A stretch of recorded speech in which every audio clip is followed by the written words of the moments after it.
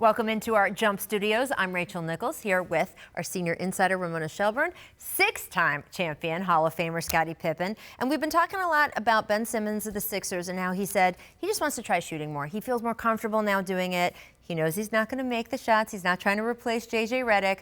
But if he shoots more, he at least has a chance of them going in, and it can change how people defend them. And I was interested in your experience with that because I'm remembering the Scottie Pippen who was completely comfortable shooting when he was playing in the NBA, but it wasn't like that for you when you first came in? No, it wasn't. I mean, my first few years in the league, you got to remember, I was playing with Michael Jordan, one of the greatest players in the game at that time, and he demanded the ball a lot. So the opponents mostly didn't want us to get Michael Jordan the ball, so a lot of times they were sinking the lane and stuff like that. And I hadn't built that respect yet where I could just pull that shot up and make the team come out and get me. So it was very difficult for me my first 3 to 4 years, especially playing against teams that knew what my tentative was, and that was to drive the ball to the basket. So when the time came for me to be a passer, it was very difficult for me to even pass the ball into the post. So I had to work on that and build it over time before I became a shooter, a threat from the outside, where teams had to come out and play me. I'm going to read some stats here from producer Danny. So your first season,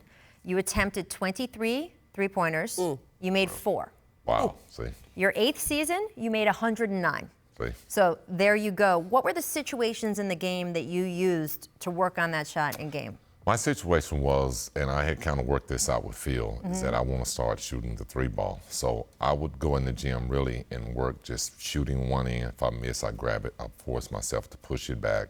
And I just built that momentum up through working by myself. And as I got in game situations, I had to judge the timing of when to take those shots.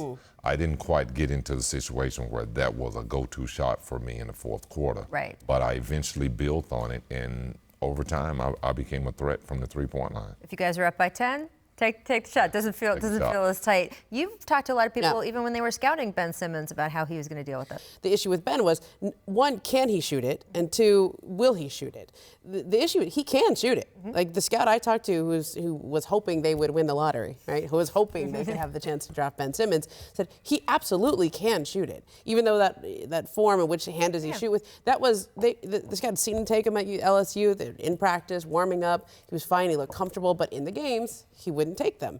And so the question is not whether he can take them, it's will he take them? And as Scottie said, you have to have a plan for getting over mental hurdles like that. You have to take them at various points in the game, build your confidence up step by step, so that at some point they do start to respect it. And mentally, this is something that will bother you when you're not making them, because you're going to see your shooting percentage drop. Right. And he's a guy that shoots a very high percentage. Sure. So when you start taking those 3-point shots, you better know that you need to be making a high percentage of them. Or not only are you allowing teams to now force you to shoot them, but they're forcing you to shoot the ball because they know that you're shooting a very low percentage. Right, and you're nervous about it. But that's what I like most about what I'm hearing from him now. He said this earlier this month, and then I was at Sixers camp yesterday, and he and I had a conversation about it.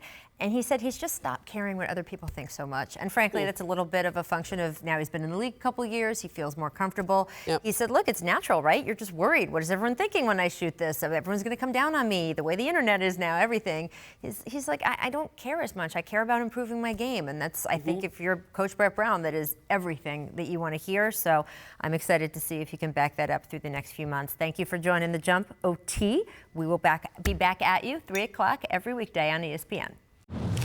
Thanks for watching ESPN on YouTube. For more sports highlights and analysis, be sure to download the ESPN app. And for live streaming sports and premium content, subscribe to ESPN+.